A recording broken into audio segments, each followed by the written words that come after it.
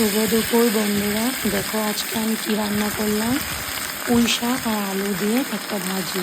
এটাতে আমি কোনো কিচ্ছু ইউজ করবো না, সাদা মাটা রান্না করব যাতে পুঁই শাকের গন্ধটা থেকে যায়। শুধু পুঁই শাক, কটা কাঁচা লঙ্কা আর আলু দিয়ে রান্নাটা করব।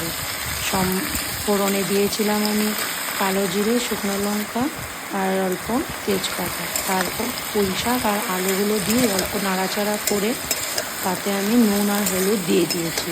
তারপর বেশ কিছুক্ষণ সময় নাড়াচাড়া করে গ্যাসটা অল্প কমিয়ে দিয়ে পুঁই শাকটা ঢাকা দিয়ে রেখেছিলাম।